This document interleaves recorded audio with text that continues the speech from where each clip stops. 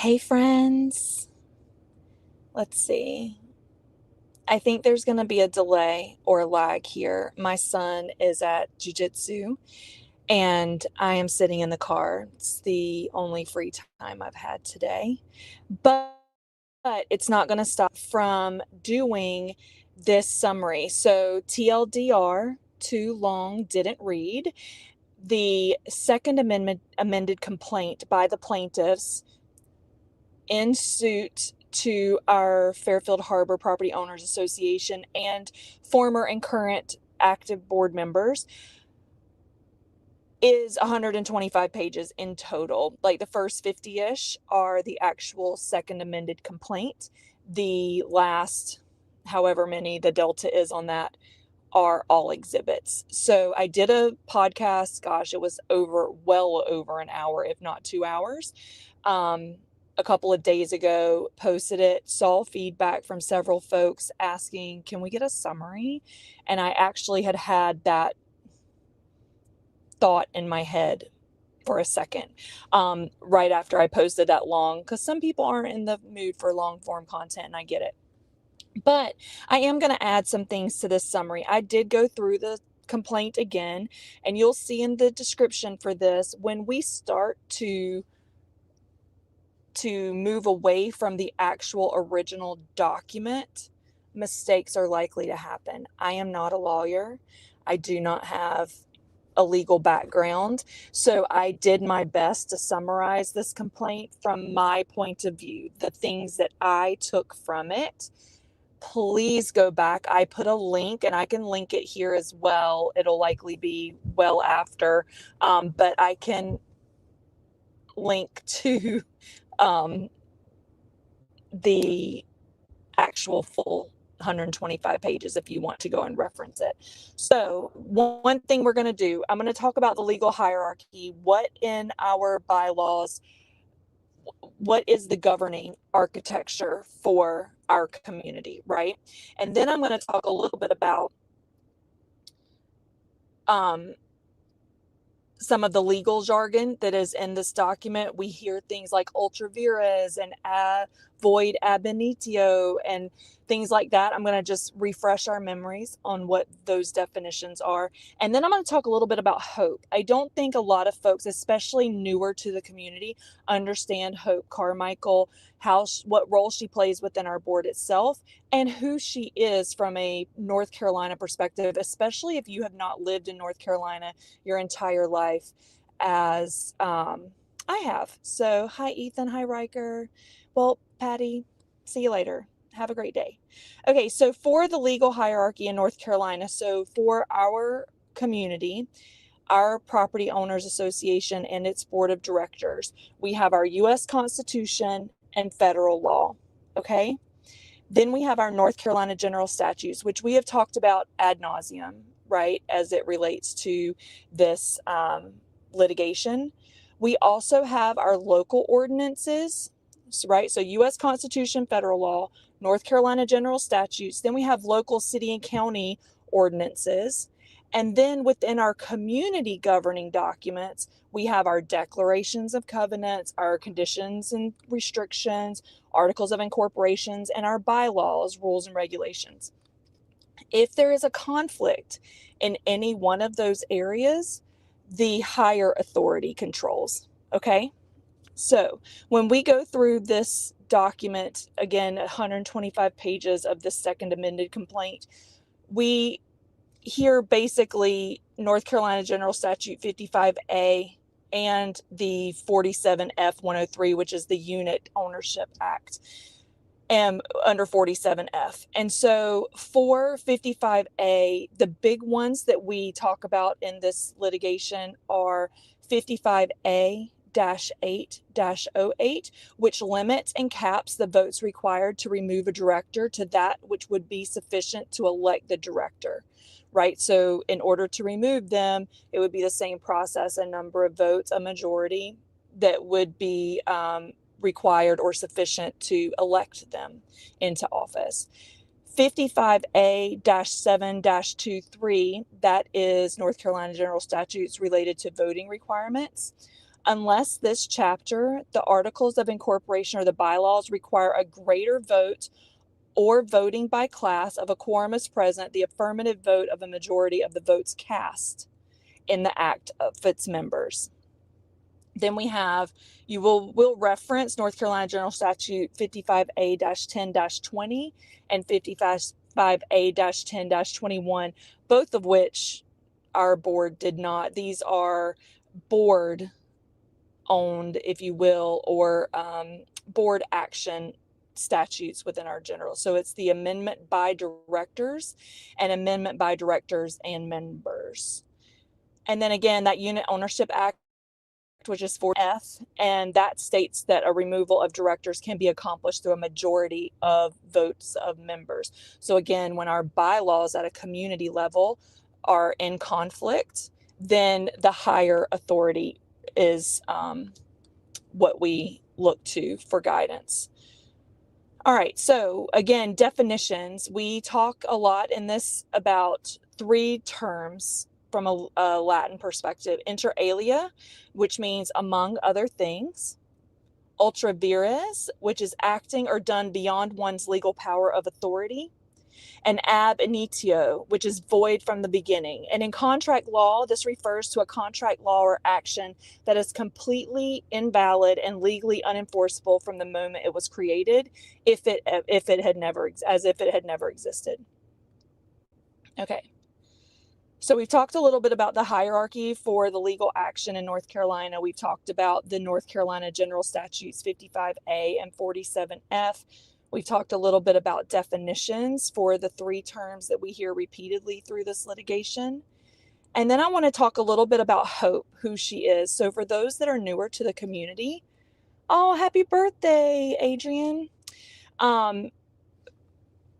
Hope Carmichael. She is, I'm just going to read this. I asked ChatGPT to do a little summary of who Hope is in the state of North Carolina and the role in which she plays in property and homeowner association litigation. This is from that resource. Hope is a seasoned attorney based in Raleigh, North Carolina, who specializes in community association laws, particularly HOAs, condominium associations, and planned communities. She's a partner at the firm of Jordan Price, Wall, Gray, Jones, and Carlton, and has practiced in the area for over 3 decades, so more than 30 years. She's widely recognized in the field, having represented numerous community associations in litigation and governance issues, argued cases before appellate courts in North Carolina, served as president of North Carolina chapter of the Community Associations Institute, which is a major trade group representing HOA boards, managers, and related professionals. And she's been active on committees that inform legal practice in this area, such as the North Carolina Bar Association's Community Associations Committee. Hope influences HOA laws and statutes in North Carolina by working through several professional and advisory channels rather than through any elected power. So she is not an elected official.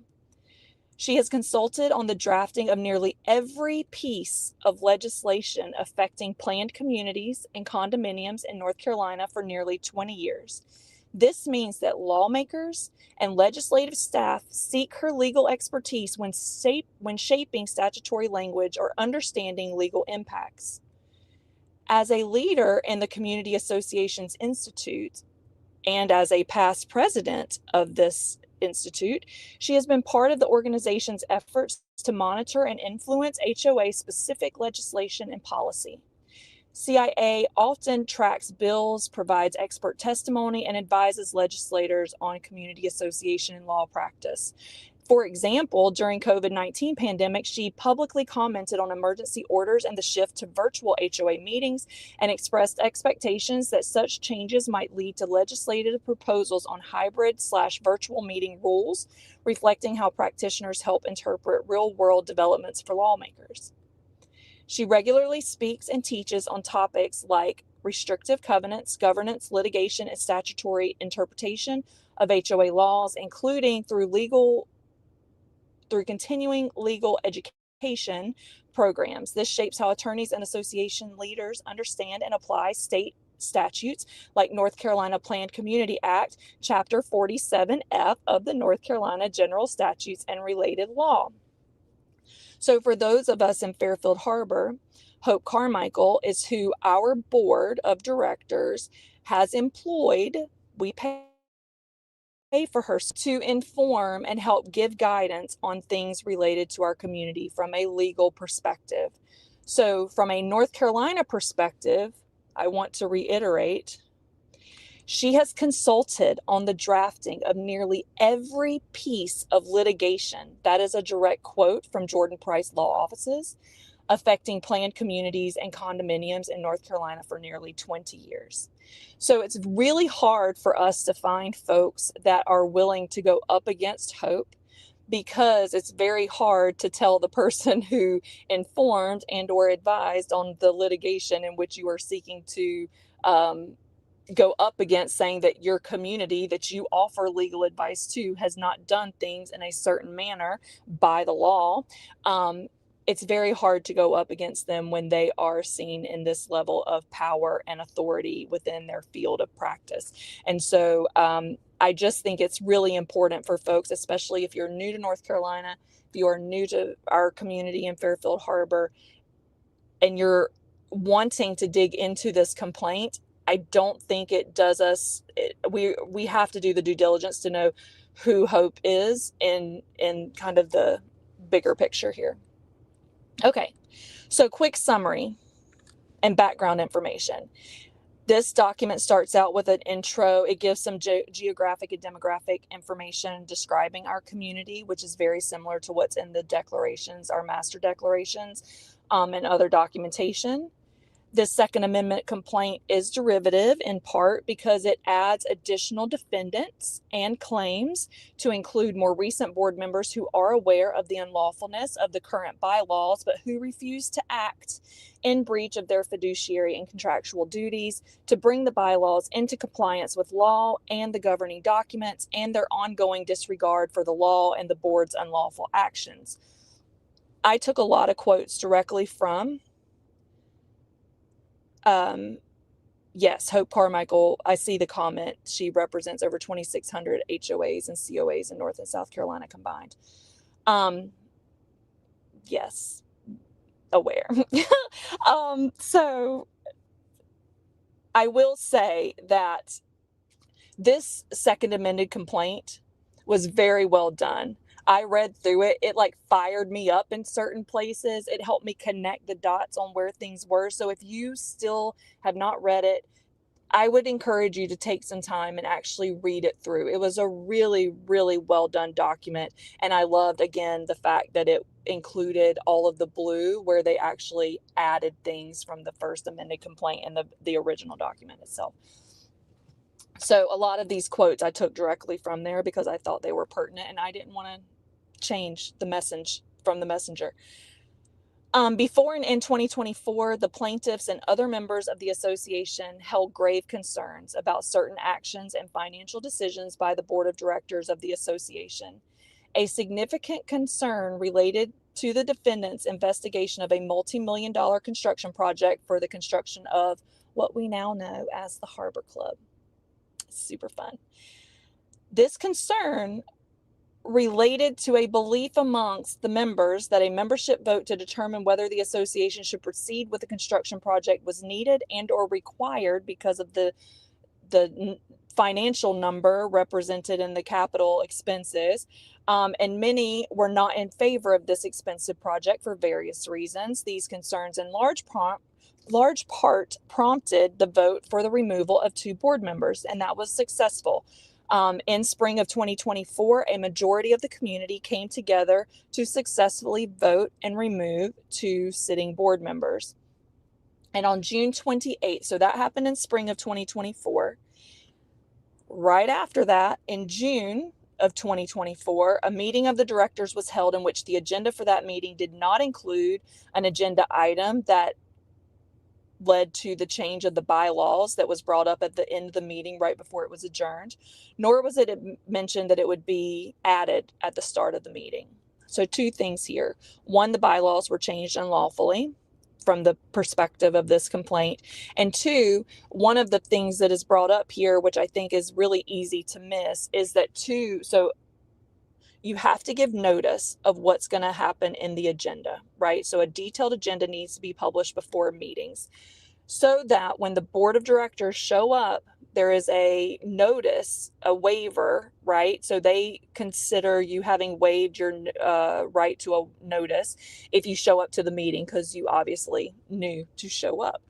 And so, however, board members could not have objected to that meeting and or the business that was going to be discussed, because this item was not in the agenda for folks to know it was even being contemplated as something that would be discussed. So we had two brand new board members. If I remember correctly, it was their very first board meeting that they were attending. And so they show up with an agenda that had 5-ish things on it. That's in the exhibit. So that agenda is in the exhibits for this Second Amendment complaint. That it's saying that they didn't say up front, we object to this meeting and or the business to be discussed, waiving their right to notice. However, that wasn't part of the agenda published prior to the meeting for them to even know it was being contemplated. So that was really long-winded, but that's part of the issue here, is that it seems underhanded. It seems very clandestine that we're just going to, after we come back from executive session, hey, before we go, I want to change the bylaws to require this supermajority in order to vote us out. It's very protective. It's very reactive to what had just happened in the removal of 2 board members successfully. And it was voted on and approved by 5 of the 7, then I believe, directors. And the 2 that did not vote in favor of were the 2 new board members. It was their very first meeting, and they said, I don't think this is something that we should be voting on, nor do we agree with it. And so they did not vote in the affirmative. So there's that. But the way that this complaint reads, the directors were held. There was an agenda for the meeting that did not include the bylaws change, nor was it mentioned it would be added at the start of the meeting. We've heard feedback from the directors that waive their right to notice when they show up for a meeting and choose to participate in that meeting without statement at the beginning that they don't agree with the agenda or business to be conducted during the meeting. It has been said that directors Barajas and Moore, those are the 2 that did not vote in the affirmative, waived their right to notice when they showed up. But they didn't, because they couldn't have known that this proposal to amend the bylaws was even an agenda item considered. Again, it's sneaky and underhanded, in my humble opinion. Oh, Miss Rachel. I don't know who Miss Rachel's is. How I interpret this document, again, is that directors Barajas and Moore opposed the bylaw change in opposition to the lack of the notice and disagreement with the bylaw change proposed. The complaint states that in an attempt to protect themselves and entrench themselves in their positions and thwart members, that's mine and your, if you're not on the board of directors, but you're a property owner or unit owner in the condominiums, you are a member of the association. So in an effort to entrench themselves in their positions on the board and thwart members, our ability to remove them after an illegal vote on the clubhouse construction project, the remaining board took the unlawful and defensive action to protect themselves from a similar fate by unlawfully voting amongst themselves to change the bylaws to require a supermajority, 67% of eligible votes of our membership, to remove a board member. Okay, so here's where we get into the nitty-gritty, where we start talking all about the different North Carolina General Statutes. And this is important. I know it's long-winded and it's a lot of words, but it's really important. Even if an increase of the vote required for director removal was permissible under the bylaws. So even if our bylaws allowed for that, which they do not, as they are written today, such an amendment could only have been approved by an affirmative vote of the association's membership under North Carolina General Statute 55A 47-23 and 47F-3-103B. It looks as though possibly director-owned statutes may have been employed via guidance from our legal counsel.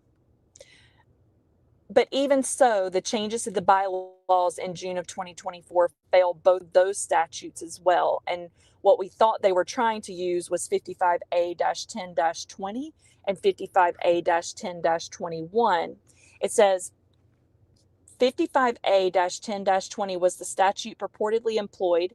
The amendment fails due to lack of compliance with the notice requirements, because again, it wasn't part of the agenda prior to the meeting, and failure to recognize that the corporation has members entitled to vote thereon. That is a direct quote. For 55A-10-21, if that was the statute purportedly employed, it fails as well because members were not involved in the purported amendment process. So again, we have cut out the members of the association, and we are acting as a singular board of directors, irregardless of what our membership's voice is. Okay? Lastly, even if the board had possessed the authority to amend the bylaws or to require a supermajority vote for director removal, their action was invalid due to lack of proper notice of the vote, which was not waived. In September 2024, so that was in June, right? Earlier in the spring, we successfully voted off 2 members. In June, the board made this vote to change the bylaws to require a supermajority, 67% of the eligible members to vote, right? And then in September of 2024, members required a vote. We chose as members to take a vote, and 4 directors and or their replacements for the remaining portions of any term without cause. That's what we were looking to do, remove those 4 directors and or any of their replacements for any remaining portion of their terms without cause. The result was in the majority in favor of removal. It was like 53%. Okay?